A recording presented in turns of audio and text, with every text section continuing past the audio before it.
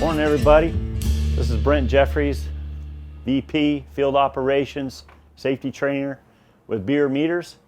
We're coming to you with ECOS, our Electric Culture of Safety. This is going to be the Linemen Safety National Webinar 006 with Mr. Courtney. And it's a pleasure to bring this presentation to you and Mr. Rod to you from Ampirical. And he's going to give you guys some really good safety webinar, basically.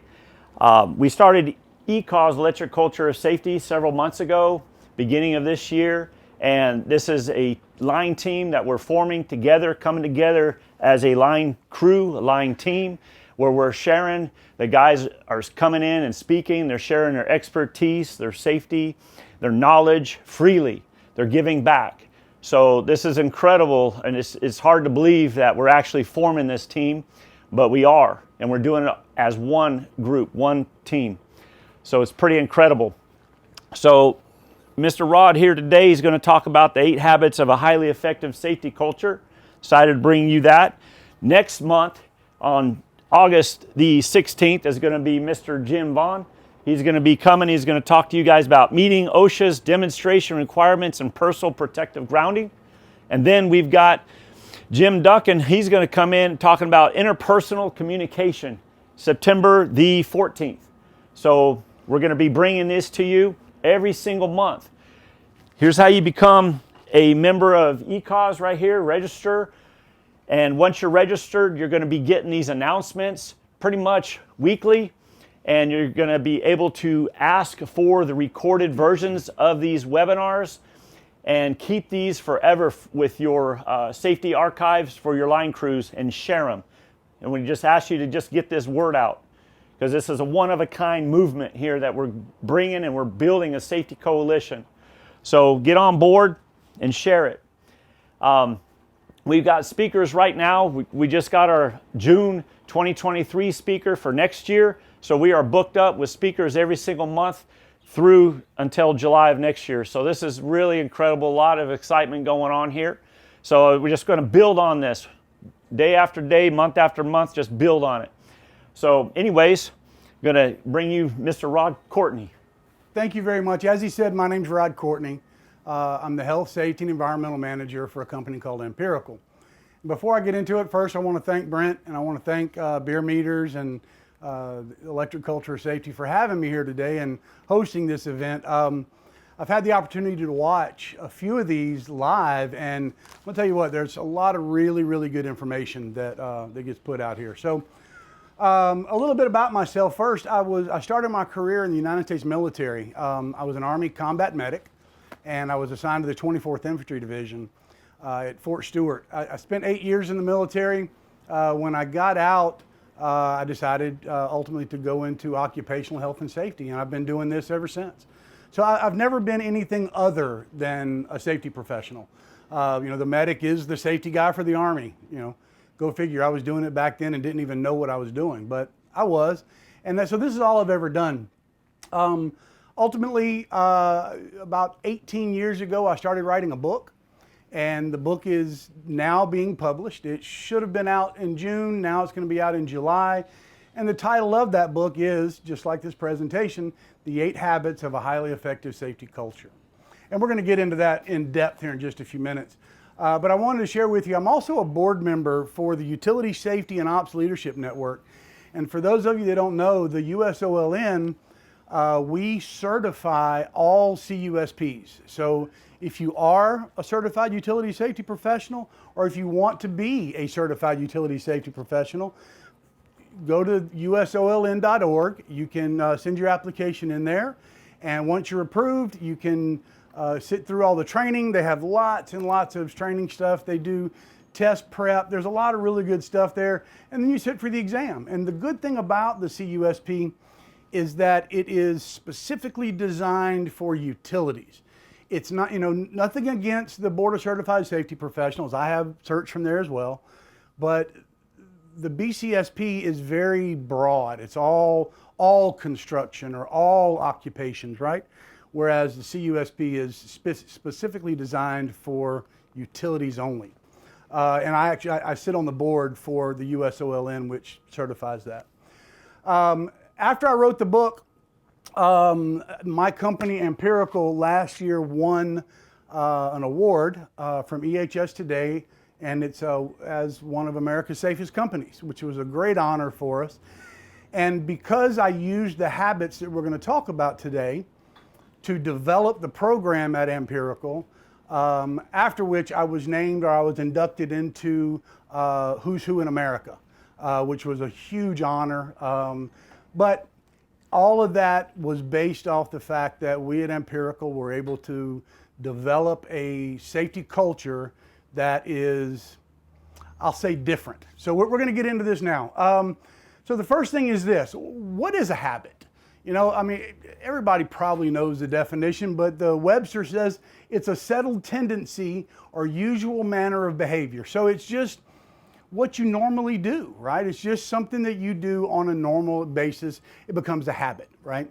But the habit falls, there has to be knowledge, okay? There has to be the what and the why of what's going on, the skill of how to do it, the desire to want to do it. And right in the middle of that is where the habit falls. They say it takes, on average, 66 days to form a habit.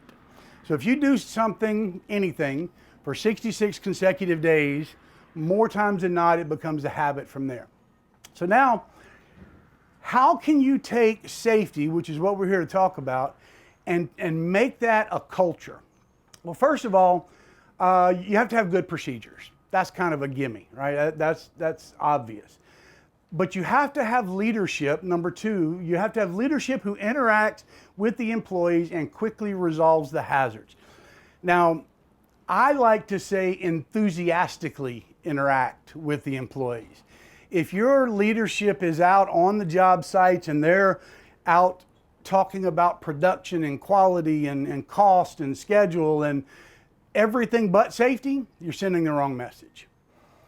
If your leadership from the top down will just one time a day or one time per visit to a job site, make it a point to go to a crew or to a group and talk nothing but safety.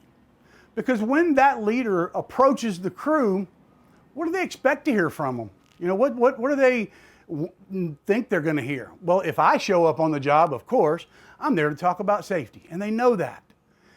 But if I show up, or if the leader shows up, the president, CEO, whoever it may be, and they go to a crew, they expect to hear quality and cost and all that. But if they go up to them and they talk just about safety, just for 5 minutes, talk to them and then walk away, that means more to that crew than anything I could have ever said. So, good leadership, a good safety culture isn't managed from one injury to the next, nor is it the success of the culture should be managed by injury rates. We're going to get deep into this one in just a few minutes, but if you are managing your safety success, your safety culture success by your injury rates or by your EMR, you're doing it wrong. And we'll talk about that in just a minute. So, when I say safety culture from here for the rest of this presentation, this is what I mean. What are your crews doing when no one else is watching? When nobody's watching them, what are they doing? That's your culture. Good or bad, that is your culture, okay? So most companies understand the value of safety and a safety culture and all that, but they're just not sure how to get there, how to get away from, or to get to a place to where you're doing safety and you're not just managing it from one accident to the next, right? So that's what we're here to talk about today. So before we can go any further, we need to understand where we came from. So safety can be traced back, the first conversations actually of safety can be traced back to the beginning of the Industrial Revolution in 1760. Now, this was long before any safety rules or laws or anything like that, but prior to 1760, there weren't any jobs necessarily, right? Everything was bartering. So if I had a bunch of cows and somebody had beaver pelts and somebody made rocking chairs or whatever it might be, I would take the milk from my cows and I would trade it for something else and vice versa. So there's really no safety involved in that. It was all bartering. It wasn't until about 1760 when the Industrial Revolution started that all these people started moving towards the cities for these jobs, these manufacturing jobs and the mills and things like that, hard labor jobs. And in the beginning, trust me, there were no rules, no laws. So 1760 to the early 1800s, not a whole lot happened other than a lot of work. There were children as young as 4 years old working in excess of 12 hours a day. Now why children? What good could a child do for a mill or a manufacturing facility? Well, here's what they did. They're a lot smaller than the normal human being, right? Than an adult for sure. And they would send these children under the machines and into the machines as they were moving because they were smaller. They could fit in those spots. And they would use them to clear stuff in the machine and fix the machine. And it was commonplace for a child to lose a hand, to lose an arm. Unfortunately, some were decapitated. It was a terrible, terrible place, but that's the environment that we were in back then. There were girls that worked in match factories that ended up with what they call phossy jaw. Phossy jaw is from the phosphorus used to make matches. And they would sit there and breathe this all day long, and they would end up with phossy jaw. Terrible, terrible disease. They say it's worse than lung cancer. So moving along, it took 42 years, okay, from 1760 till 1802. 1802 was the very first time any law was passed that had to do with safety, that had to do with the safety of employees, right? So here's what it said. It was called the Factory Act of 1802. It was pretty limited, right? There wasn't a lot to it, but it was a step, right? It was something in the right direction. The Factory Act says you have to have sufficient windows for ventilation, okay? It has to be cleaned twice a year with quicklime and water. They limited working hours for apprentices to no more than 12 hours a day. That included children. Children could only work 12 hours a day. So your 6-year-old had to stop once they hit 12 hours. What a great rule that was. And they had to provide suitable clothing and a few other little things, right? So, but that was the first one. That was the first law that got passed, 1802. So here we go, 1833 to 1868. This was a time when they introduced what they called factory inspectors. Today we would call them the OSHA enforcement officers. They're the guys going around checking the job sites and making sure you're following the rules and things like that. Well, these factory inspectors, there were 4 of them for the entire country. Over 3,000 job sites, and they had 4 inspectors. Honestly, not much different than today. Today, yes, we have many, many more than 3,000, but we also have many more inspectors too. So, but the biggest part of what got passed during this time was what they call the 10 hours movement. Now, the 10 hours movement is just like it said. We don't want to work more than 10 hours a day. You're working those 16, 18-hour days, and it's too much. Well, what they ended up agreeing on was the act extended the 12-hour working limit, which they had done for apprentices and children. They ultimately spread that across more of the industry. That's what they got from it. So that's 33 to 68. Now, 1837, on May 30th of 1835, a gentleman by the name of Charles Priestley was injured. And what this factory did was they sent him to a hotel down the street, made him pay for it. He had to pay for his medical care and pay for his place to stay. And they kept him in that hotel down the street from the job site for months. Ended up costing him a little bit of money, but ultimately he come back and he sued the company, and that's where they get the Duty of Care Act. And that's what made it the very first act that made employers responsible in some way for their employee safety. 1837, duty of care. However, a few years later it was appealed, and it established that the employer is not responsible to ensure any higher safety standards for the employee than he would ensure for himself. Now that kind of leaves it open to a lot of interpretation, okay? But it did get appealed, and that's what happened with it. So now, 1842 to 78, several other acts had been passed during this time. A lot of safety regulations. They maintained moving machinery was stopped. Child labor to clean moving machinery was stopped. So now, finally, you're talking, my goodness, 80 some odd years from the time all this started before they figured out that it's probably not a good idea to send a child into a machine to clean it out. This is when that finally stopped. And they established a 56-hour work week for everyone, 56 hours. Okay, so then there was the Employee Liability Act of 1880. This was back to that Priestley-Fowler lawsuit that had happened earlier. And what this is saying is the first time that the worker or his family are entitled to some type of compensation from the employer if that employee is injured to the point that they can no longer work, or maybe they're killed. So this is kind of where workers' comp first started, was back in 1887. All right, so all these acts and all these rules and everything, they increased a little bit at a time, over and over, from 1880 up to 1970. Health and safety was, they say it was flourishing. To our standards today, it's not, and we all know that, but it was slowly getting better and better and better. So here we are in 1970, and it finally happens. Richard Nixon, on December 29, 1970, signs the Occupational Safety and Health Act.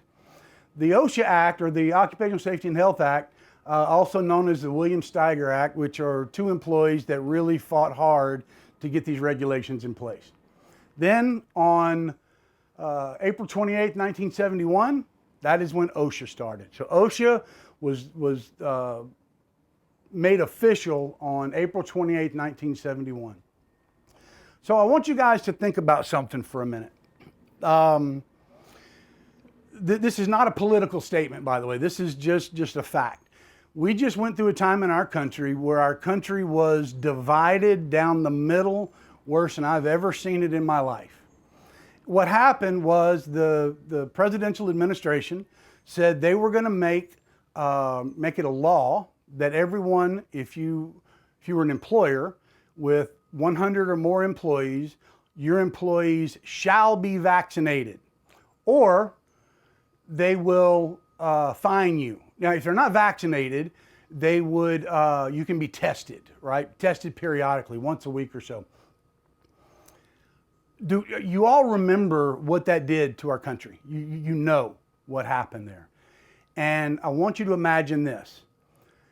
Go back to 1970 when this act was passed. Let's say you are, you've been in your family company for years, and now you're at the helm. You're in charge of your family's company. And you hear that the president just signed an act that said, you have to follow all of this safety stuff. We are going to make these rules, and you as the employer are going to be held responsible for your company's actions and anything that happens to your employer or your employees. Imagine the response to that. I mean, I can hear it now, right? I'm an American, you can't do that to me, and they're overstepping their bounds, and on and on and on. I mean, we heard it all. Again, political stance aside, just the thing about the vaccines divided our country. Can you imagine what this act did back in 1970? But thankfully, it was passed. Thankfully, we did get OSHA. And then, let's go to the correct slide. There we go, 1970s. So OSHA's there. The rules, some of the rules anyway, are there. So what was the culture, though, in the 70s? Well, originally, the culture was, don't get hurt and don't get caught getting hurt. That was the culture. You know, that's what the employer told people, really. Just go do your work and don't get hurt. They didn't believe that they were ever actually going to be fined. They truly didn't think that they were ever going to get a fine from this OSHA. Well, it was here. You can see on the left of the screen, that was the very first fine, or the very first citation ever written by OSHA, and it was to a company called Gimbel Brothers, and it was 8/4/72. No fine though. So it really didn't make a big difference. Then on 10/3/72, just a couple months later, a company called Diane LLC, they were a manufacturing company in Manhattan, was the very first company to ever receive a fine from OSHA for $45. Not a lot of money. In today's money, it's roughly $300. But it did show everyone out there, all of the employers, that, oh my goodness, they're going to start fining people. They really are going to write these fines, and they did. So now the culture went from, hey, don't get hurt, to if you get hurt, you're fired. You know, if you get hurt, you're gone. We're not going to let you, cause us to get a fine. So don't get hurt or we're going to have to fire you. That's what happened, and that happened all through the 70s. And then we get to the 80s. The 80s was a very interesting time because that is when so many of our current, well, not necessarily all the current ones, but a lot of the rules and regulations started happening. The laws, the thou shalls, and those things. So what happened in the 80s was this. An accident would happen. They would investigate the accident. Then they would discipline the employee. Then they would create a new policy. And then they would enforce a new policy. And then another accident would happen, and they would investigate it, and then they would discipline the employee, create a new rule, and then enforce the new rule. And that happened over and over and over, all through the 80s. So that's where a lot of companies created all of their internal policies, was based on accidents that either happened to them or to one of their competitors. Then, see, that was the 80s. So in the 90s, is when behavior-based safety started. A lot of you guys remember that. This is when a lot of the safety professionals that have moved up in companies like myself, this was the time frame that a lot of us started doing safety, was back in the 90s. So behavior-based safety, you all know what that is, most of you anyway. The Ford Motor Company was actually the first company to ever start a BBS program. But DuPont was the first company to ever develop one that was widely utilized. And it was put out, well, they were making money off of it. They designed it, and then they started selling it to other companies. And then a lot of people would build their programs off of the DuPont stop program. The idea behind stop, or behind any behavior-based program, was this Heinrich triangle. And many of you have seen this before, and you know that H.W. Heinrich was an insurance investigator back in the 30s. And what he did was he went around to all these companies that had accidents, and he asked them, what caused that accident? And he did this thousands and thousands of times. And what he figured out in his studies, his conclusion was that 88% of all workplace accidents and injuries were caused by unsafe acts. The person, the employee was causing it. So the idea behind behavior-based safety is focus here on that 300,000, right? Focus on the unsafe acts, and you won't have to worry so much about the near misses or the lost times. And you'll surely never have to worry about the serious injuries or the fatality. Eliminate the unsafe acts, change the employee's behavior, and the other stuff up higher on the triangle will not matter. All right, so that's behavior-based safety. Now here we are in the 2000s. What has happened since the end of the 90s into the new century? Well, there's been a lot of modifications to behavior-based safety, and people taking a behavior-based program and making it fit into their organization, which sometimes that's good, sometimes that's bad. But over the past 20 years, we haven't really done anything to make it better, to change, to evolve, other than taking a program and just modifying it to fit what it is we're doing. As a matter of fact, my entire career up until the last, I don't know, 8 years or so, was based on trying to fix the worker. The worker has these bad habits, these bad behaviors, and if I can fix that worker or fix the workers, then we can eliminate these accidents. That's what I was trained to do, guys. And most of you were trained to do that as well. I was trained how to find these unsafe behaviors, correct them, and God forbid someone does get hurt. I have been highly trained in the gray areas of the OSHA law and how to, we used to call it accident management, right?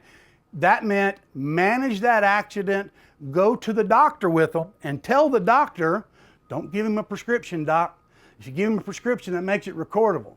Hey, doc, can you use a butterfly instead of stitches? Or can you use, all these different little tricks that we learned to avoid it being recordable. The person is still injured. The injury didn't change. We just learned how to manage it better and how to get around the law better, right? That's all that's happened. Not saying that behavior-based safety hasn't helped. It has. And I've told this story numerous times, and some of you have heard it more times than you care to count.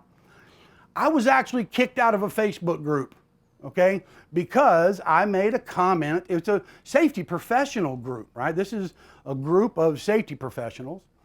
And I made a comment in the group about, I believe behavior-based safety is outdated and can be counterproductive. And they kicked me out of the group and blocked me because I made that comment. Again, I'm not saying behavior-based safety was a bad thing. I'm just saying it's time to evolve. And a lot of people out there are so hung up on BBS is the only thing, the only way to go, that it was like telling a Southern Baptist that there's no Jesus. They went nuts, okay? Went absolutely crazy, and they did. They kicked me out of the group. So please understand, if you're a BBS proponent and that's what you do, I'm not saying that that's bad. I'm just saying it's time to evolve.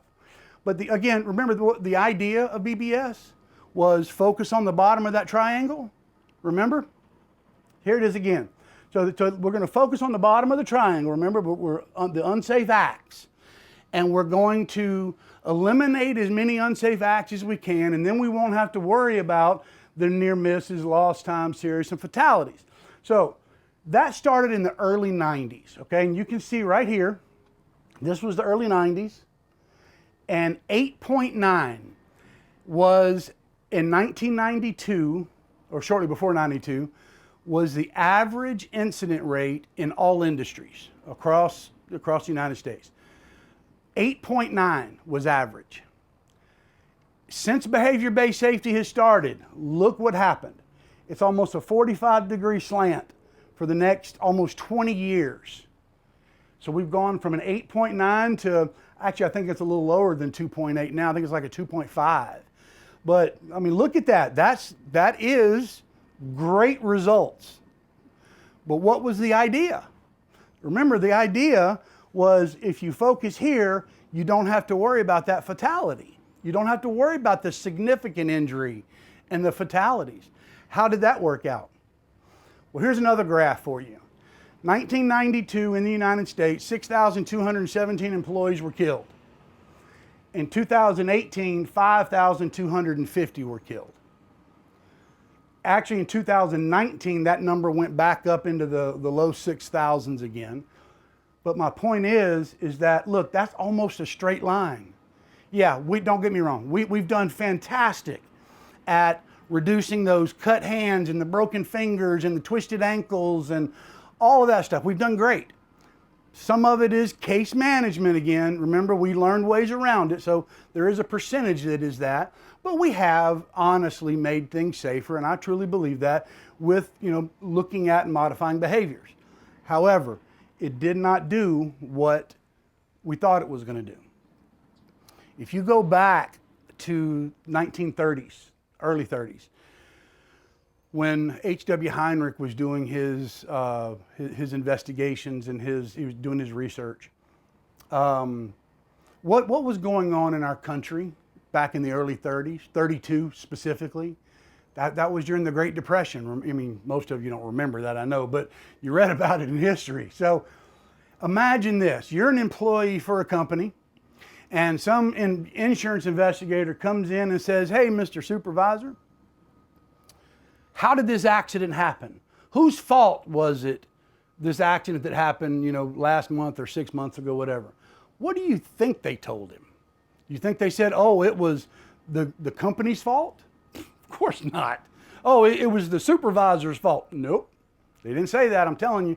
If they had, they'd have been fired. They would have been gone. Okay? This was in the early 30s. People were begging for jobs. If you're going to talk bad about your company, you're out of here. You're done. Okay? So they didn't tell him that. What do you think they told him? It was his fault, guys. It was that employee's fault. He didn't follow the rules, or she wasn't paying attention to her surroundings, or something like that, right? That's what was told. So the truth is, while behavior-based safety has made an impact, I'm not taking away from that. I'm saying this Heinrich triangle is based on false information, okay?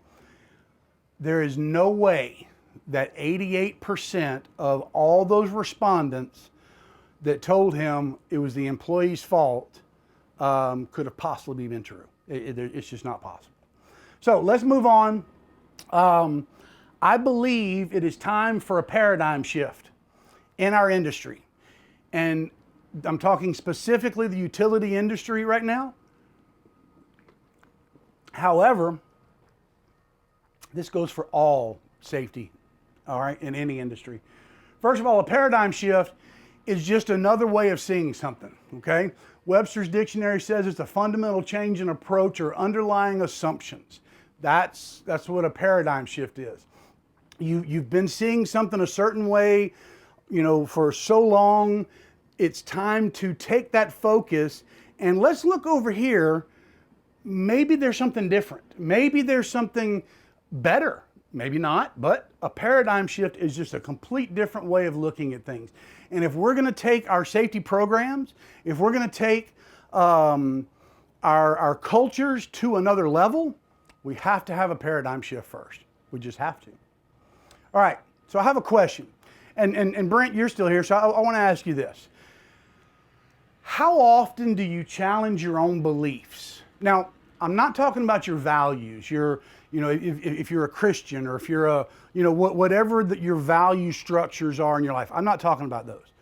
I'm talking about your beliefs, the things that you have been taught, the things that you believe. How often do you challenge your own beliefs? Actually, quite often. I believe that we should always think out of the box and not be plugged into the normal. If we don't challenge our own beliefs about things, we're going to get stuck in a rut, okay? And I believe that's what's happened since the early 90s. The numbers were looking better, right? I showed you the graph where all the numbers are coming down. So this must be the end-all, be-all of safety, is this behavior-based stuff. Please, I understand it did a great thing, but sometimes we have to challenge our own beliefs of things to get somewhere. So this next slide is my, you can tell I'm an artist, right? You can see this great artwork that I created in PowerPoint. And what this is, so I can explain, it is a 4-lane interstate, okay? Right at an entrance ramp eastbound and another one westbound, we'll say. And you can see in the far right-hand lane on the eastbound side, there's a semi-truck and trailer. And then there's some cars that are over in the left-hand lane. And we don't need to worry about the other lanes. Let's just look at that from the bottom there. Okay. If you went through driver's ed, not 18-wheeler driving, but just regular driver's ed, when you come to an overpass and you see cars in the, I call it the acceleration lane, the lane to merge into the interstate, what were you taught to do in this situation where that truck's at right there? Defensive driving, if you go through the class in high school, they tell you move over to the left-hand lane and allow this traffic to merge in. That is the safe thing to do. That is the courteous thing to do. Okay? If you go and learn how to drive a semi-truck right now, they will tell you that the safe thing for you to do is to merge into the left-hand lane, and it's courteous to allow those vehicles to merge in. That's what they teach us. Let's think about this for a minute. Let's challenge our own beliefs about this. Number one, who is it courteous for? Is it courteous for these vehicles in the far left-hand lane that are more than likely traveling faster than anybody in this right-hand lane? More times than not, the left-hand lane travels faster than the right-hand lane. It's a fact. And I would not get into a discussion of speed limits and what they should be traveling, and the fact is that's how it is. The left-hand lane moves faster than the right-hand lane. So when this big truck moves over here, yes, it's courteous for those people trying to get onto the interstate, but it's extremely discourteous for the 100 vehicles behind him that now have to hit their brakes and slow down and almost cause wrecks, or sometimes do cause wrecks. How safe is that for a vehicle traveling that direction to change lanes just to let these people in? See, the thing is, if there were more vehicles here, or say there's some that just off the screen there that you can't see, they're traveling at whatever speed they're traveling. They can't see these other vehicles over there. The vehicles merging know what they're doing. They are trying to merge onto the interstate. Would it not be safer for them to adjust their speed because they know what's going on and either get in front of or behind that truck and not affect that left lane? The truck maintains his speed, whatever that is, and allow the people on the right to adjust their speeds appropriately to merge onto the interstate. Would that not be safer? Would that not be more courteous to the people that are over in this lane, that if you get over, you're going to cause them to hit their brakes and slow down, and Lord only knows how many wrecks happen? This is why there are so many traffic jams throughout the country. This causes more traffic jams than you can imagine, because people are moving over into that left-hand lane, slowing everything down behind them just because they want to let someone in the right-hand lane merge in. All right? So again, how often do we even challenge what we've been taught, what we think to be true? And I'm not saying it's not true. I'm just saying that's just what we've been taught. So here's what I want you to do. For the next little while, I want you to take a journey with me. Forget what you know about safety, just for a few minutes, just for a little while, and let's see what's possible. So let's talk about the 8 habits. The 8 habits of a highly effective safety culture was a book that I started writing back in 2004. Long story short, I started writing it, stopped, and then David McPeak, and a lot of you guys know David. David's the Director of Professional Development for the IP Institute. And David wrote a book called Leadership, The Hurdles, and he mentioned my name in the book, and that kind of lit a fire under me to finally get my book out and get it published, and it's in publishing now. It should have been out in June, but now it'll be out in July. But that's the title of the book, is The 8 Habits of a Highly Effective Safety Culture. Now, these habits, the first 7, need to be done in order, okay? Habit 1 first, 2, then 3, then 4, all the way to number 7. And then habit number 8 is something that you're going to use to implement 1 through 7, okay? So let's talk about the very first habit. Habit number 1. Is safety a priority with your company? Now, rarely have I ever been in front of a group of people and heard anything other than absolutely, yes it is. As a matter of fact, that's our safety slogan, is safety's our number 1 priority. Okay, fair enough. Then what you have to do for habit number 1 is stop making safety a priority. Yes, I actually just said that, and I mean exactly that. And a lot of you are about to get off the webinar. Don't do that just yet. Hang on, let me explain.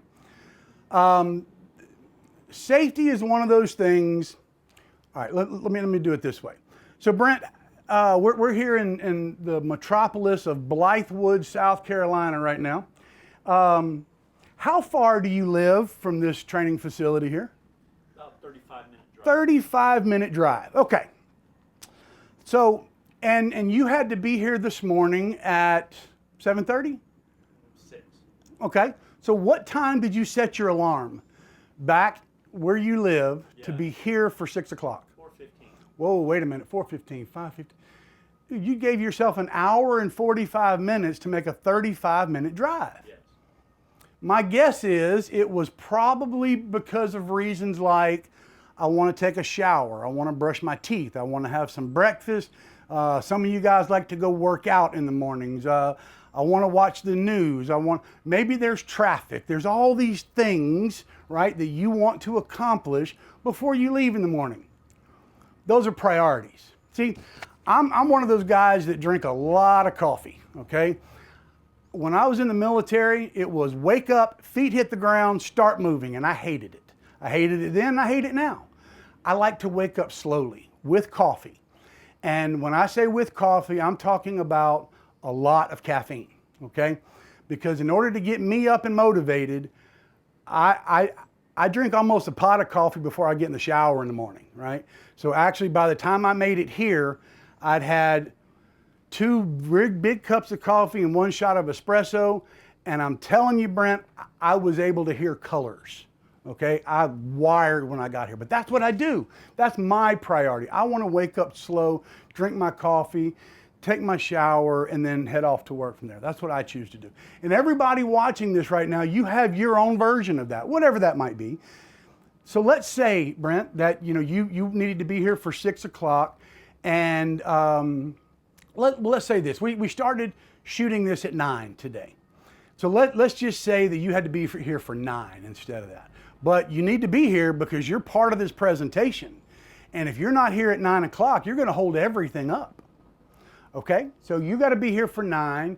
So hour and 40, you're going to set your alarm for 7:15. That's what time, that same hour and 45 minutes. And for whatever reason, your alarm doesn't go off and you oversleep. And when you wake up, it is 8:20. You've got 40 minutes to be here or this whole production is held up. Are you still going to have breakfast? You still going to take that shower and brush your teeth and do all those things and go work out and whatever it was you would have normally done? Absolutely not. All your priorities just got adjusted, right? What's the one thing though? And our great crew that's here filming this today and all you guys with beer meters that are here today, what's the one thing that, and we'll all have the same answer for this, everybody that is watching, you'll never leave your house before you do this. You will always do this first. Now think about it for a second and I'll tell you the answer, but I can see the wheels turning in everybody's heads. Put your clothes on, baby. Think about that. Think about how funny this would be. Have you ever been so late for something you showed up naked? No, absolutely not. And that's funny to think about because that would never happen in our culture. It just would not happen. Here's a fact. People die in house fires every year because they want to get dressed before they leave a burning building. That's a fact. See, getting dressed is not a priority. Getting dressed is a value. And values don't change. Priority by design, by definition, are designed to be adjusted. And if you put safety in that ranking system, that other priorities, whether you want it to or not, guys and ladies, it will get adjusted, okay? Don't fool yourself. And I know some of you out there right now are saying, oh, but Rod, that's just a play on words. That's what we meant was, it can never change, is number one. Remember, we're changing cultures here. That's what this whole presentation is about. Habit number 1 is stop referring to safety as a priority. Stop treating it as a priority. Safety has to be built into your process from inception through the life cycle. Every single part of it, it has to be there, and make it a value. So habit number 1 is stop making safety a priority. Habit number 2, maintain channels for communication that truly make it safe for people to raise concerns. Okay. Here's what I mean by that. Everybody watching this is in the utility industry, or at least most of you are. And a lot of times we are in a construction type environment. When was the last time that a near miss was reported to either your supervision or through your safety department from one of your field crews? So let's think about this. What does get reported? So, and what do the employees perceive about it? So let me ask you this. If an accident that involved an injury that required medical attention, we had to take them to the hospital, would that get reported? Oh, of course, you gotta take them to the hospital. You know, can't get away from that one.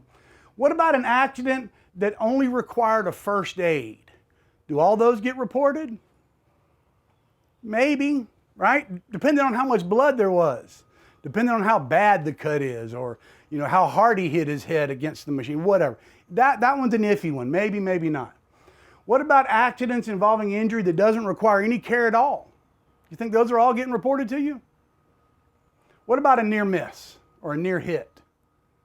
Think those are all getting reported to you? A good catch? You think they're all getting reported? What about an unsafe act or unsafe condition? Are all those getting reported? If you think that everything on that list, that they're all getting reported to you, then my friend, you have blinders on. That is not happening, okay? Again, sometimes we have to have a complete paradigm shift in order to understand what is really going on. Stop living in that perfect world of yours where you think that all of this is happening, because it's not. And we're going to get into some of this in just a little better, but you have to create an environment where it is completely safe for all of your employees to come and report all of these things to you. Now, how many of you that are in a leadership position, or any position for that matter, have ever stood up in front of a crew and said, "Don't report any near misses to me today"? Well, of course you didn't say that. Nobody would, right? That's just silly talk. But what is their perception? If I, as the safety person for the company, stood up in front of a group of however many people it was, and I said, "I want you to report all safety incidents." I can't tell you how many times I've said that. But what do they expect me to say? Same thing when you bring the CEOs and the presidents and VPs all out to your job site. What do they expect them to say? "Okay, guys, today, don't report anything." Of course not. That's silly. You're always going to tell them that. But what's the perception? What do they perceive to be true? Well, I'm going to tell you. If there's not enough blood, if the bone's not actually broken, and if the equipment isn't damaged enough, chances are you're not going to hear about it. It's just a fact, okay? I'm telling you something. If you don't believe that, go spend about a month with one of your crews and watch. It's happening. Things change when people are watching, okay? So remember the culture. Remember the definition of culture is, what are your employees doing when no one's watching? That's what we need to know, okay? And I'm telling you, these near misses are occurring. These good catches are occurring. These minor first aid-ish type things are occurring, and they're not being reported. They're not being reported because their perception is it's a negative thing. It's a bad thing that this happened. It's a bad thing if I report it. Hey, for years, and everybody can attest to this, whoever your clients are, for so long, and some of it may still be that way, if you listed near misses on your weekly, monthly, quarterly reports and submitted it to the client, oh my goodness, you're going to get some nasty grams back if you've got too many near misses listed. I did that. Okay, so when I started with Ampirical, about 2 months in, I was told to get prepared for a BRM, a business review meeting, for at the time, our largest client. We went into a little conference room, not a little, it's a training room really, not much bigger than this area we have out here. And we had all the owners of my company there, all the directors, all these big wigs from our client were there. And I had to go first. I had to present my slides and do a safety moment. So I did my safety moment, and I'm rolling through my slides, and I get to the part about near misses that had happened for this client's projects. And we had like 6 of their projects going.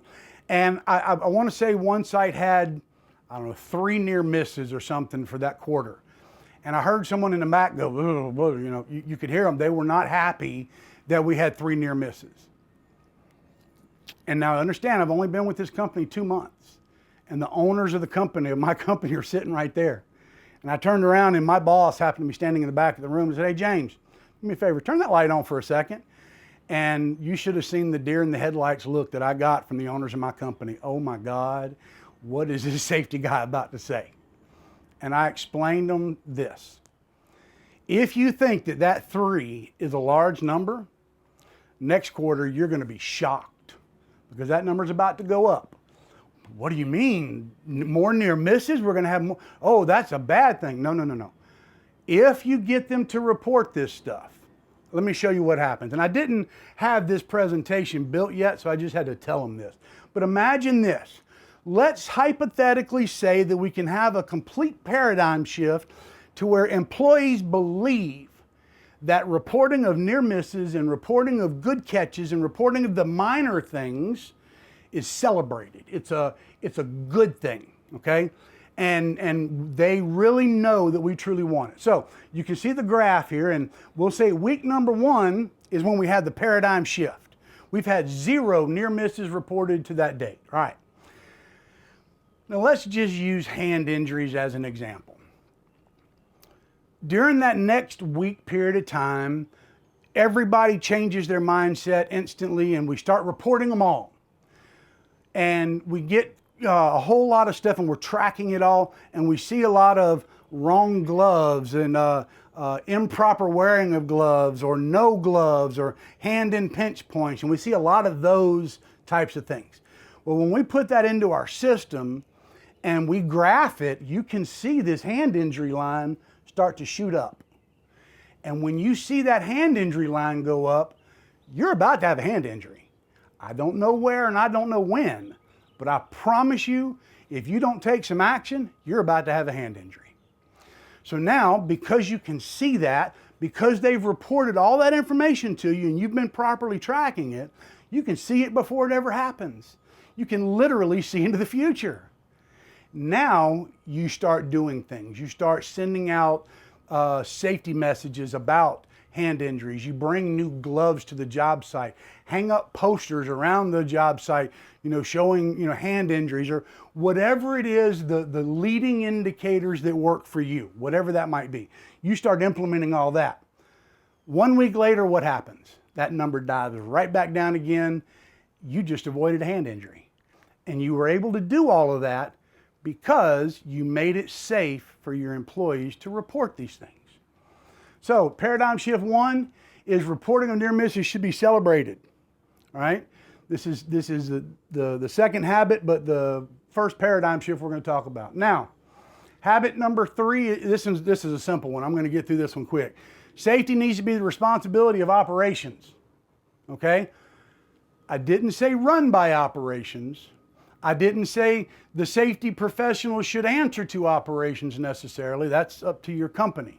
What I'm saying is that the safety should be incorporated into operations. It is a value-driven and operationally based system. The system belongs to operations. If you have safety professionals that are out there doing these things, and I'm going to tell you, I was trained, highly trained, when I started this safety job, this safety gig, to do these things. Go out and find people doing stuff wrong. That was part of my job. If I couldn't find people doing stuff wrong, then I just wasn't doing my job. And I was told that. If you can't find somebody doing something wrong out there, man, you're just not doing your job, right? So I go find people doing stuff wrong. Then I also had the authority to terminate people. Again, as wrong as it was, I was highly trained in how to do that. If I find you doing stuff wrong enough, I'm going to get your job. And I used to tell people that. Absolutely did. It was wrong, but I did it. I enforced the rules. It was my job, not the foreman's job, not the superintendent's job, not the manager's job. It was safety's job to enforce the safety rules. Heck, it's got safety written right in it. That's wrong. Absolutely wrong. That makes you a cop. And when that perception gets out, your whole safety program's going to crap, okay? How many of you that have been in safety professions for very long either now are or used to be the distributor of all PPE? You were in charge of all the harnesses and the safety glasses and the hard hats and the whatever else had to be handed out on a daily basis. Well, it says safety, so that must belong to you. Absolutely not. That is not the job of a safety professional, okay? This is a safety professional. Monitor, audit, review, advise. That's what we do, okay? If you have your safety department doing more than that, then you are misusing their talents. Years ago, when I first started and prior to me getting started, the safety guy or safety gal was probably the oldest person in the company, or at least the oldest person on the job site that just couldn't keep up anymore, couldn't climb the poles or whatever anymore. And hey, you need to come on down, you're gonna hurt yourself. You're the new safety person. Now, today, we understand that this is a specialty. This is not something that just anybody can step in and do. There are a lot of us that have degrees in this, that have actually gone to school to learn how to do this, right? We monitor, we audit, we review, and we advise, okay? In the book, I get really in depth about what each of those mean, but just understand, it's an operationally based program. Operations needs to own it. All right, value-driven, operationally based. Habit number 4, focus left of zero. What the heck does that mean? This is another way. Well, let's do this. All right, so let's pretend that I am an Olympic sprinter. I mean, you can see my physique. I am built to be an Olympic sprinter. You can see this. So here I am. I went through, pre-high school racing.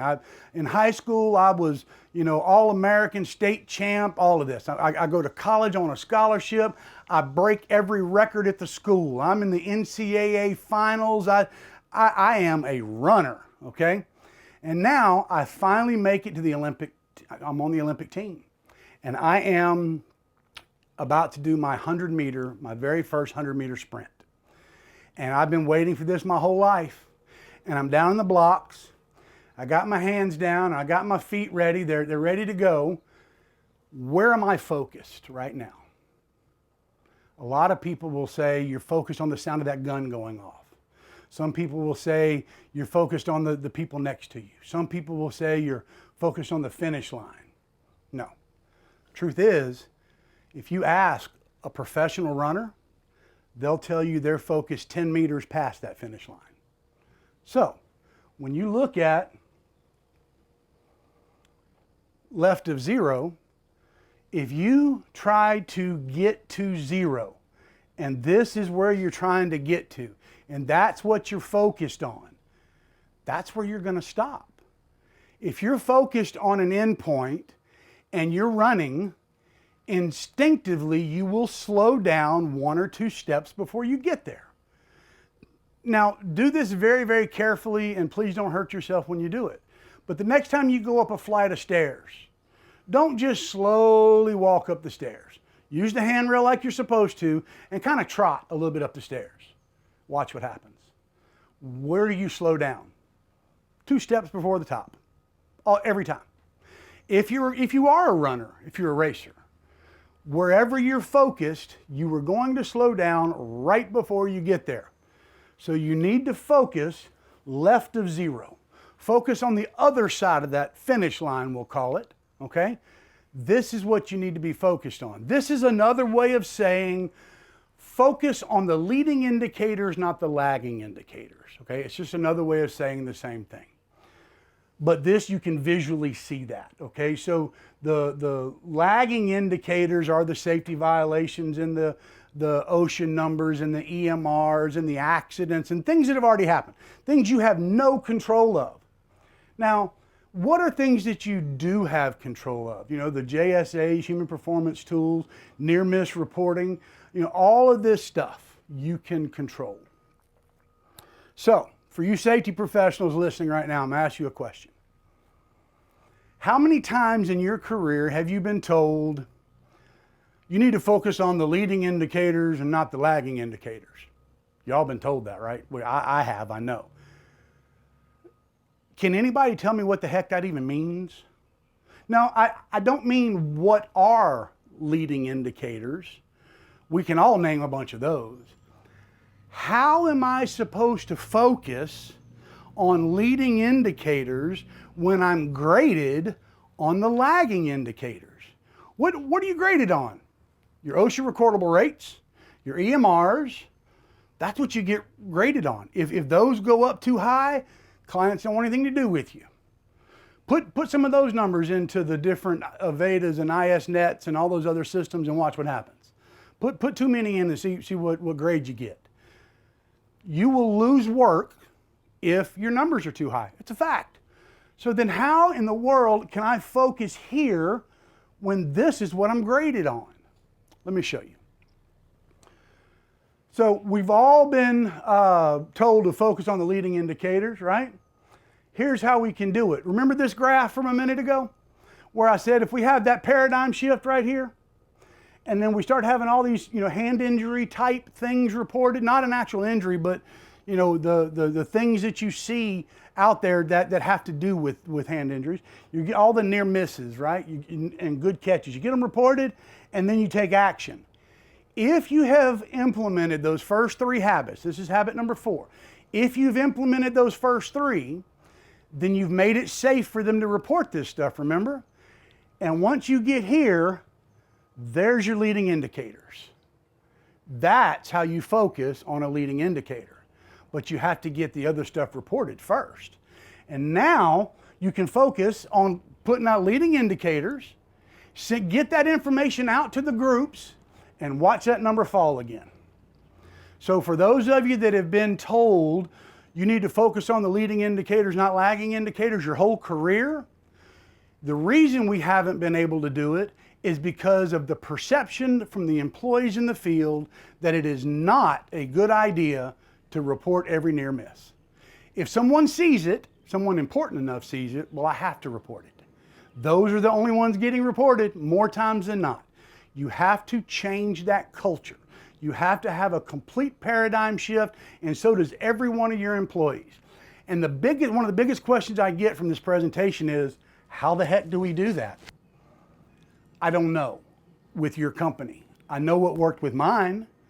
We are an EPC contractor. We build utility systems. A lot of you guys do.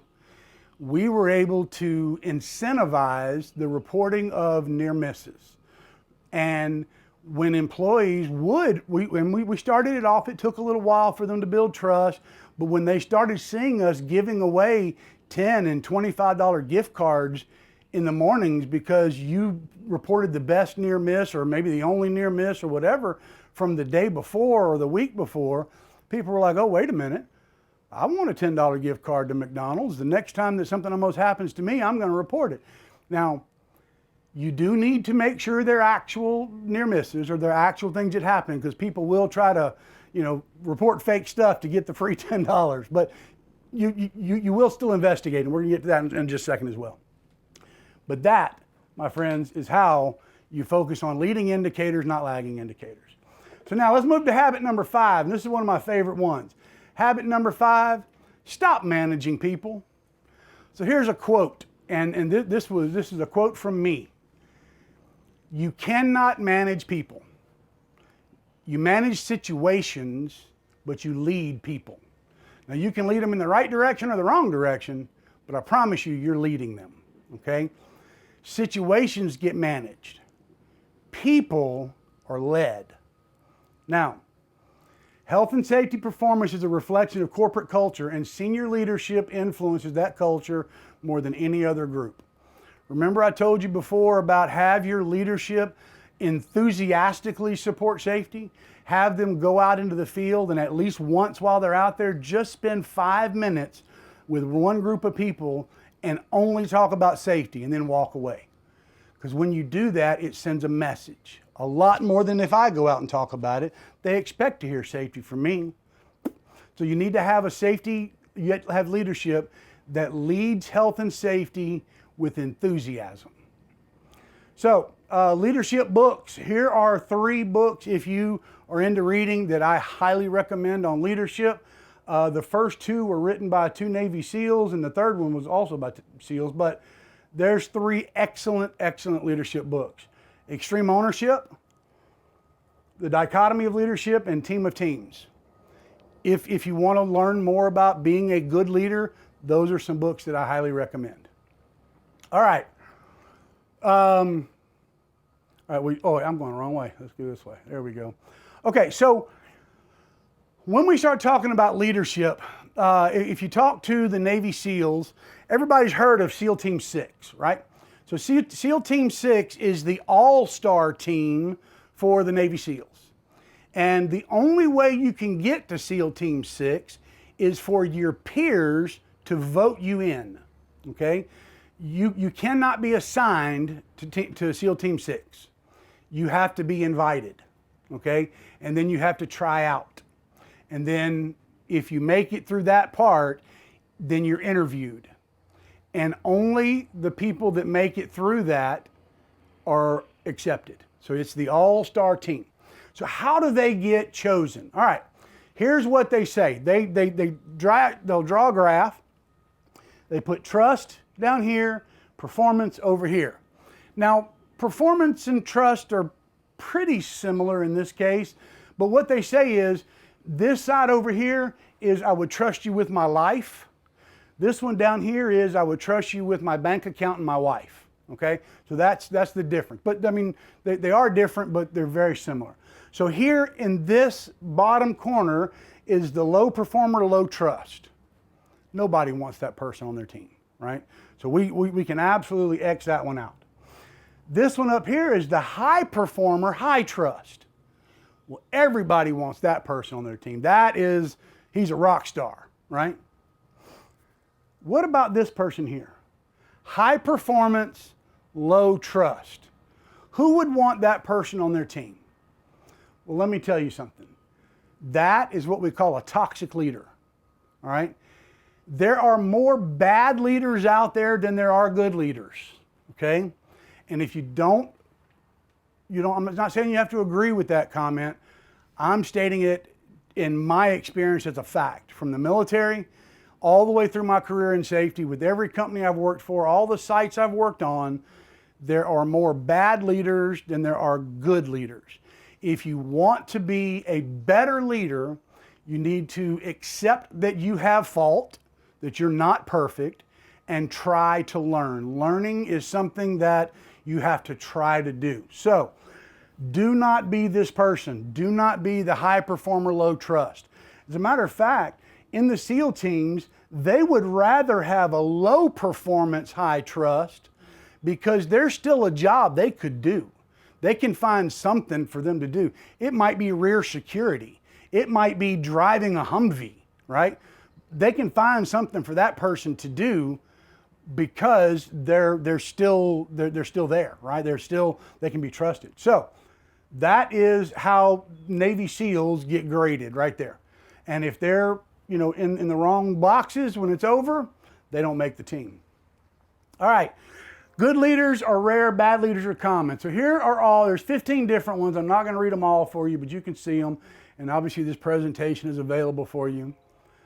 If you want to be a good leader, this is what you need to have. And I know you can add more to this. I started with probably 50 different things, and I narrowed it down to what I believed was the most important. And these are in no specific order. But if you're not these things, then you're probably not a good leader, okay? Vision, an expert communicator, you need to become a student of communication. Learn it, read about it, study it, go to classes on it. When we have our conferences and stuff, go find the classes that are teaching you how to communicate. Learn how to influence people, inspire people, all of that stuff, right? And here's a big one. Number 11, self-aware. Don't lie to yourself, okay? So many people have such a high opinion of themselves that they believe that they are doing all of these things, and they're not. They're absolutely not. Be honest with yourself. So now let's look at the bad leaders. And the bad leader stuff is, a lot of it is just saying, don't not do that stuff. But if you're not encouraging and inspiring your team, then you're failing. If you don't have the ability to follow, if you can't follow someone else, you can't be a good leader. And sometimes you follow someone who you, quote, outrank, right? So Brent is the vice president at this company. This morning when we first got here, he took me for a tour inside this fabulous facility that they have here. And you could tell that the people on the floor, on the manufacturing floor, and they're making these meters, they all know Brent. They all shake his hand. They say hello. They, all of that. And the reason is because while being a leader in this company, Brent has no problem following. If one of those guys has a great idea, let's go. I'll follow you. You have a great idea. And give them the credit for it, right? Those are leadership traits, right? If you don't listen, and you have to be authentic, fake leadership will bite you in the butt, okay? It will ultimately hurt you. And unwillingness to change, if you don't grow and change and stuff, you're just not going to be a good leader, okay? So that's all of that. Leadership isn't about rank or title. It's about inspiring people, all right? Here's a list of some of the greatest leaders we've ever had in the world, okay? And I purposefully made sure that each of those leaders were, at least in theory, positive leaders. But think about leaders that weren't positive for a second, that were still extremely good leaders. What about Hitler? Was Hitler a good leader? Now, some twisted ideas, all right? Maybe mentally unstable, a lot of bad things about him. We can agree on that. But was he a good leader? He had a whole darn country following him. Talking about, blonde hair and blue eyes, and he didn't have either. But he had them following him. He's a good leader. What about, we could sit here and go for days about, the different cult leaders and people that have, convinced people to drink Kool-Aid and suicides and all this crazy stuff. And fair enough, mentally they may not have been where they needed to be, but they could lead people, all right? And every leader has those same traits that I showed you a second ago, even the crazy ones. All right, write this down if you haven't already. There are no bad teams, only bad leaders. This is written on my office door, okay? A guy named Leif Babin, he was a Navy SEAL. He actually says this in the books that I just told you about quite a bit. But take that exactly how it sounds. There are no bad teams, only bad leaders. Now, habit number 6, this is my favorite one. Stop trying to fix the worker, fix the work, okay? Now, for 30 years now, we've been trying to fix the worker with behavior-based safety. It's the employee's acts, the unsafe acts that this employee is doing that is causing us to have these injuries. We showed earlier, okay, that number 1, this triangle was built on false data. Please understand again, I'm going to say it one last time. I am not talking bad about BBS. I'm not saying it didn't have its place in time. I'm saying it's time to evolve away from this, okay? It's done all it's going to do. You're not going to suck any more out of BBS than you already have. You can change it. You can make it fit your company. You can do all those things. But if you are focusing on unsafe acts, you're never going to improve any more than you already have.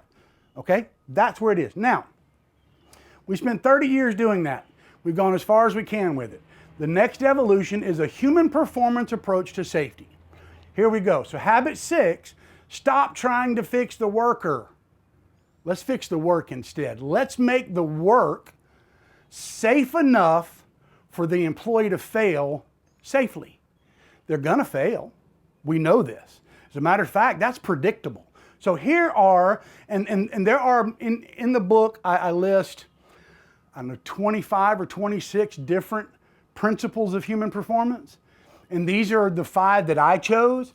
You choose your 5, okay? Use all 25, I don't care. I chose these 5. These are the 5 that Dr. Todd Conklin talks about in his book, The 5 Principles of Human Performance. Again, you know, in the book, it gives you a list you can choose from. You don't have to use these, but these are mine. Number 1, error is normal, and even the best people make mistakes.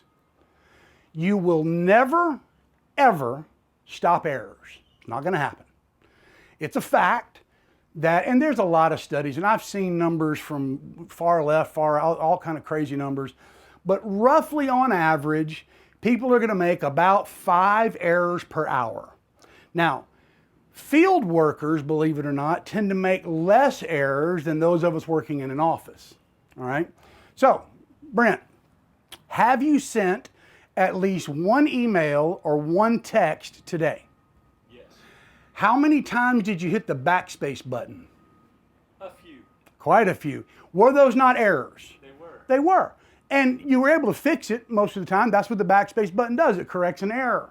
So fair enough, it didn't hurt anything, no big deal. But those are errors. How many times have you guys watching right now, clicked send on an email or a text and then went, oh crap, I didn't mean to say that. Or, oh my goodness, that was a misspelling. Or, oh, they're going to think I'm a knucklehead because I said it this way or something. We've all done that, right? You just made an error and you didn't correct it. So I'm going to tell you a story. Honestly, I was thinking about this last night and I said I wasn't going to tell it, but doggone it, I am anyway. True story, this happened to me. So when I first got to Ampirical, I started what was called the Monday morning value moment. Every Monday morning, I would send out an email to all employees in our company nationwide. And it would be usually about safety stuff, you know. Sometimes it would be about, you know, just value-driven type stuff. And I would always start off in that first paragraph telling something about me personally. This weekend, you know, my wife had me doing honeydews and the grandkids came over, and I would just tell a little bit about what I did that weekend. There was a reason for that. That's called humanizing the rank. So if you're in the military, the higher up the rank you go, the people that are lower down tend to be standoffish because they don't think they can approach you. If you're sitting high up on the food chain in your company, there are employees out there that don't feel like they can approach you. Doing things like that humanizes the rank. It makes you an actual person to them, and you would be amazed at how many people from every part of my company will come knock on my door and come sit down and have a conversation with me or call me or email or Teams message, whatever. That's called humanizing the rank. So I would send this message out every Monday. Usually Sunday night, I'm sitting in my recliner, my wife and I are watching some Netflix specials or whatever, and I'm scrolling through the internet trying to find a good topic for Monday.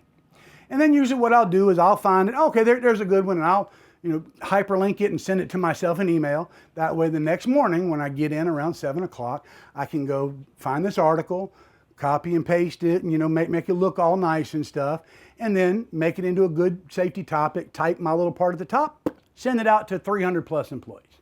Did this every Monday morning for a long time. One Monday morning, I had forgot that Sunday to sit down and research. I got busy or something, I don't even remember.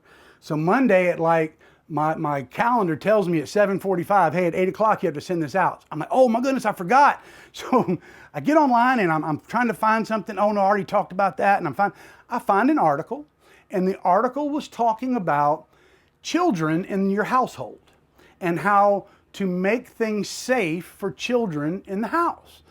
The little things that cover up the electrical outlets. It talked about a whole bunch of stuff. Great topic. Pew, copy, paste, send. About 5 minutes later, one of our other managers walked by my office and she was laughing. that was funny what you did. What were you talking about? A few minutes later, another one of our project managers walked by saying the same thing. Boy, you got me. Man, woo, that took some balls. What are you talking about? Well, about 5 minutes later, I'm on the phone with our director of HR. In this thing that I just copied and pasted, it talked about, and I'm not going to say the word, but dog excrement. Okay, and it said it twice in this article about dog, the S word. Okay, not a good thing to send to 300 employees. It gets worse. The HR director was calling me because of one specific, or two sentences, one paragraph. They're talking about, the guy's talking about he likes to cook, as I do. He and his wife cook together, and they like to have their baby, their child, in the kitchen with them instead of sticking them in a playpen on the other side of the house. So what he does is he brings the high chair over to the table where they're cutting up and cooking, puts the baby in the high chair, and puts some effing Cheerios on there for the baby to eat. I didn't say the word, but you know what that was. I sent that to 300 employees. All because I didn't proofread it. It was an error. It happens, okay? Mine was worse than most, fair enough, okay? I had to be investigated. It was crazy. Thank goodness they agree that errors happen. It hadn't happened since. It will never happen again. But my point is, we all make them, okay? And until you understand number one, you might as well just keep doing your BBS. People are gonna make errors. You're gonna go out and on your little BBS cards, you're gonna find people making errors all the time. Blame fixes nothing, so stop it. Stop blaming others. Stop blaming the employee. Stop blaming your department, because the fact is, if your department, if you're the leader and your department is having issues, it's your fault. Yes, it is your fault. That's part of extreme ownership. Just accept it. That is your fault. You're the leader. You need to fix it. Blame for employees when they have accidents or whatever else, it doesn't work. You got to stop. Learning and improving is vital. Remember, I talked about that earlier. You got to want to learn. How you respond to failure matters. How leaders act, respond counts. So let's go back to the near-miss reporting. How many of you safety professionals have been told through your career you are to treat a near-miss just like you do an accident? You investigate it just like you do an accident. We've all been told that. That's wrong. Absolutely wrong. Think about this.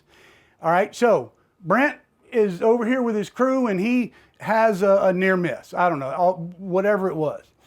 The steps now are shut the job down, start investigating, take photo, get witness statements, get all this stuff, and now we're gonna have a stand down and we're gonna get everybody over here and we're gonna tell what happened and who it happened to, and if it had to do with a ladder or something, we're gonna send Brent back to ladder training and we're gonna do all this stuff, right? Tomorrow, when another near miss happens, because of how you responded to that one, what do you think is going to happen? They're not going to report it to you. They don't want all that attention. They don't want to be the cause of the job stopping, right? They're going to shut their mouth. Still investigate your near misses. Okay, I'm telling you, still investigate them. But you can do it quietly. You can walk out there and get all the information you need without shutting it down. And for God's sake, stop naming, blaming, shaming, and retraining. Stop it. If you start calling out the employee's name, well, it was Josh's fault. He's the one that did it. You know, he was the dummy. And then, you name them, blame them, and they feel shame. And now we're going to send them to retraining on how to climb a ladder. Really? Do you think he forgot? It makes no sense. So, last one is context influences behavior. Okay, here's error is normal. Even the best make mistakes. That's the first one. Just real quick. So the average crew size is roughly 5 employees. 25 errors an hour, 250 a day, 1,250 errors per week per crew that you have working right now. Do you honestly think out of 1,250 average errors that there's not one near miss in there? Okay. This is the blame cycle. Blame fixes nothing, remember? Human error. Usually somebody's going to get counseled or disciplined, and they reduce trust, and now there's less communication, and now management's less aware of what's going on. Here's the big one. Those latent organizational weaknesses continue, and then there's more flawed defenses, and then you have another error. And it just keeps going in a circle, okay? Stop blaming employees for errors. And I have been stopped in this presentation numerous times or asked at the end this question. So you're telling me I don't hold my employees accountable when they do things wrong? Absolutely not. But if you have employees that are violating rules, you don't have a human performance problem. You have a human resource problem, okay? I'm not saying that there shouldn't be rules and they shouldn't be followed. That is not it at all. What I'm saying is that if you blame someone for an error, a mistake, then that's wrong. If they're blatantly violating rules, that's a different subject altogether, okay? All right. Learning and improving is vital. We talked about it. Root cause. So we've been told to conduct root cause analysis for all these things. How many of you have ever sat in a root cause analysis that took half a day? A lot of us have. Now let's be honest with ourselves though. How many times have you gone into a root cause analysis knowing in your mind what you wanted the outcome to be, what you wanted the root cause to be, and you made the exercise fit that? That happens a lot of times. I've done it. I know it happens. I've been involved in root cause analysis and watched it happen, okay? I'm not saying don't do good root cause analysis, but truly, an RCA should be done by an independent person, someone that has no skin in this game, okay? Now, let's pretend for a minute that we're playing this game Jenga, okay? We have it set up here on the grass, and Brent and I are playing, and you all know how it works, right? I'm gonna pull one block out and I'm gonna sit it up top. And then Brent's gonna pull one out and sit it up top. We're gonna go back and forth and back and forth. And eventually somebody pulls a block out and the tower collapses, right? The accident happens. What's the root cause of that accident? It's that block right there. That last block that I pulled out is the root cause of what just happened. Yeah, you need to find that. But is that the reason the accident happened? Is that the reason that tower fell? Absolutely not. What about all those other blocks? Those had something to do with it, more so than that one thing. Those are usually, at least some anyway, are latent organizational weaknesses. You need to find those. That is fixing the work, okay? Now, how we respond to failure, we talked about that. Context influences behavior. Now, this is kind of cool. So what does that mean? Context influences behavior. So we're gonna play a game. You ready to play a game? All right, here we go. I'm gonna put some stuff up on the screen, and Brent, y'all tell me what you see. All right. So the first one, context influences how we see shapes. The middle circle. Which middle circle is larger? It looks like the one on the right, right? But in reality, and I've actually overlaid them, they're actually the exact same size. But the context around it makes one look larger than the other, right? What about this? How we recognize objects. Brent, what word is that? Well, it looks like the H is a little leaning, so I'd say the. The, right? T-H-E. That's, yeah, exactly. Well, what about that one? What word is that? Well, you try to make it into a word, Yeah. But your brain says that's cat. right? But you did that because of the context around it, right? Because that and that are actually exactly the same. But when you see the first one, you know that's supposed to be an H. And when you see the second one, you know it's supposed to be an A. But it's because of the context around it that makes you see that. Here's another one. What about emotions? Look at this lady. She is not happy. She is irritated about something, screaming at somebody. She is highly emotional, right? But if you look at the whole context, you realize she's not upset. She's actually extremely happy. She just won something, right? That's a emotion of excitement, not anger, the context around it. So context drives perception, and perception is reality. Context drives behavior equals perception is reality. Remember this, we do not see things as they are, we see things as we are. So when you're looking at something, remember your experiences, your education, your knowledge allows you to see things in different ways. All right, but the context around it is what drives the ultimate behaviors. All right, so fix the work, not the worker. Last slide on that one. In this video, and I know some of you out there are NASCAR fans, right? So in this video, what's happening is Kyle Busch is in a race, and he and I forget who number 6 is, but anyway, somebody out there is yelling, "Oh, you know who it is." I'm sorry, I forgot. But anyway, they're racing, and you can watch it, error after error after error after error. You know, they're bumping and they're touching and they're doing things they're not supposed to do. And sure enough, right at the end, Kyle Busch goes flying through the air, slides across on fire across the start finish line. They come, put the little fire out, cut it, and he gets up and walks away. It's pretty incredible. A lot of errors had to happen for that to occur. A lot of you guys are like me. You only watch NASCAR because of the race or because of the wrecks. That's why I watch it. But let me ask you this. And it was 21 years ago this year, a very famous race car driver was coming around turn 3 at the Daytona Speedway, and he hit the wall and he was killed. Who was that? Dale Earnhardt Sr., right? 21 years ago. Everybody knows that because he was famous. Who was the last NASCAR Sprint Cup driver to be killed in a race? Dale Earnhardt Sr., 21 years ago. In the last 21 years, has that car gotten faster or slower?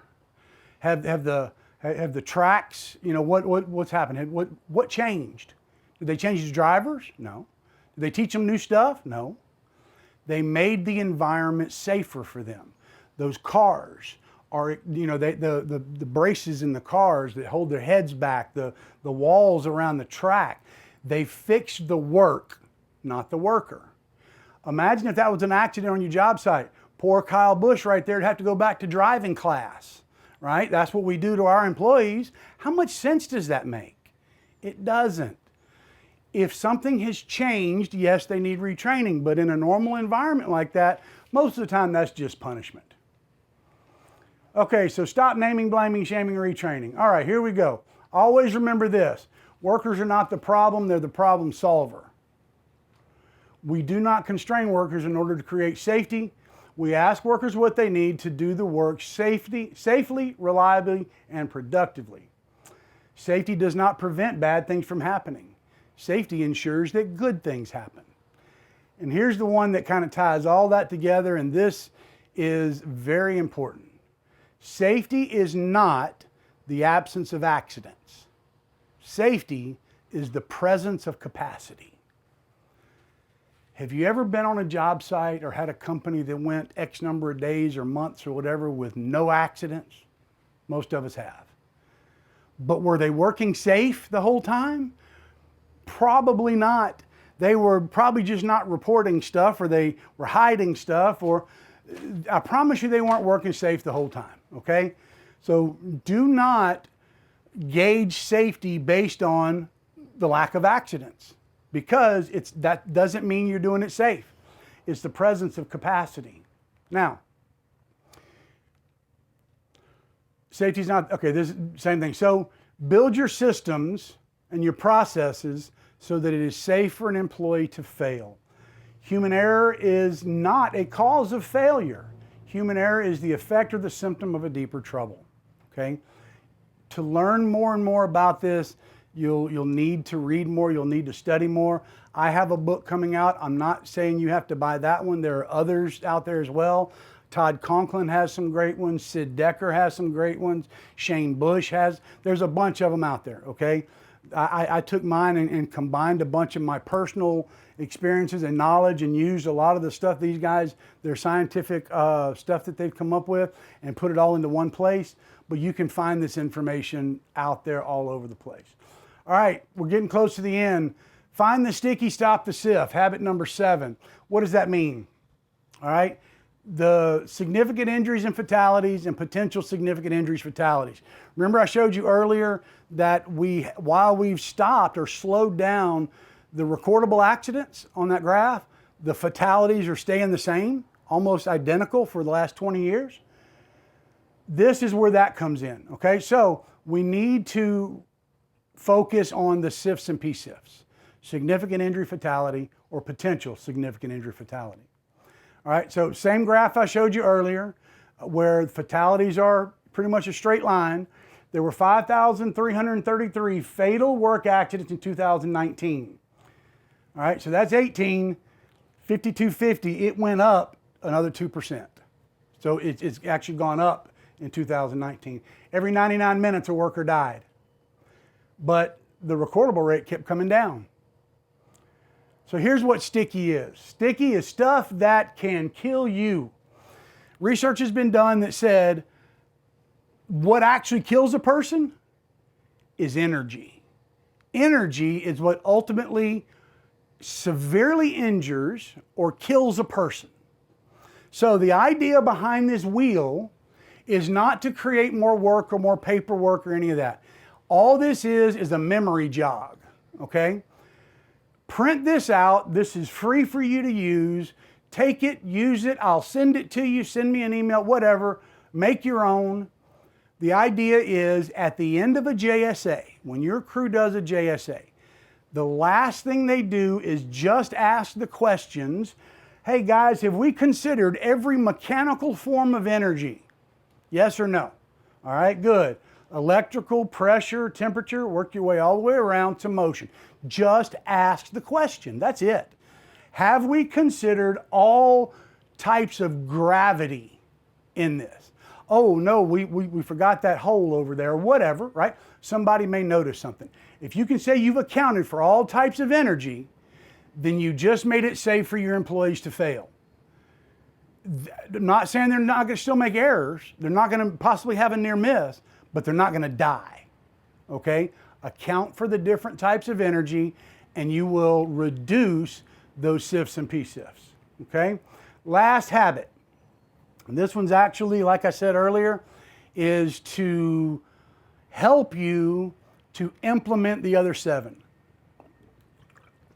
Stop trying to influence everyone, okay?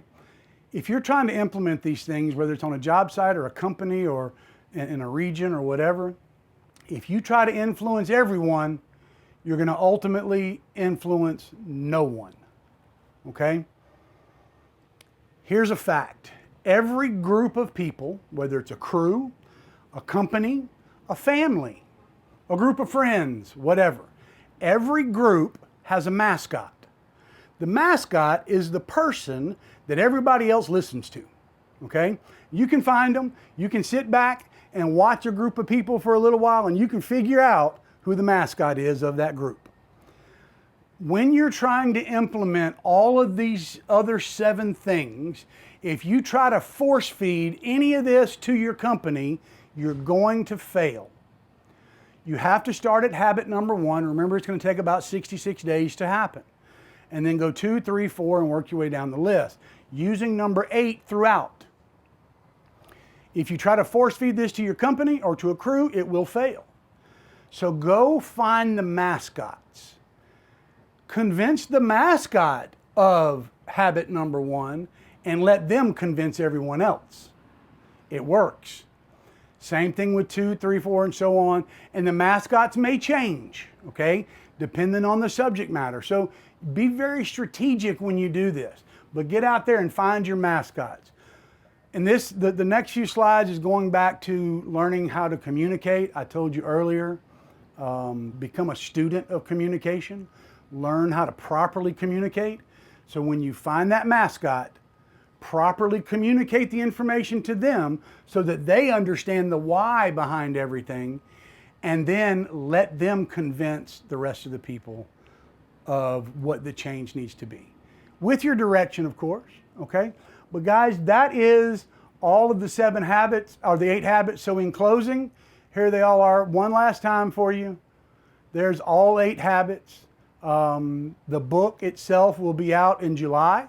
I'll make sure that everybody at ECOS and USOLN, you'll see it on some safety page somewhere. You're welcome to buy it. Like I said, there's other books that you're free to go buy, obviously, that are fantastic books. That's where I learned all of my stuff from. And please, if you want, you're welcome to buy mine as well. But that's all I have today.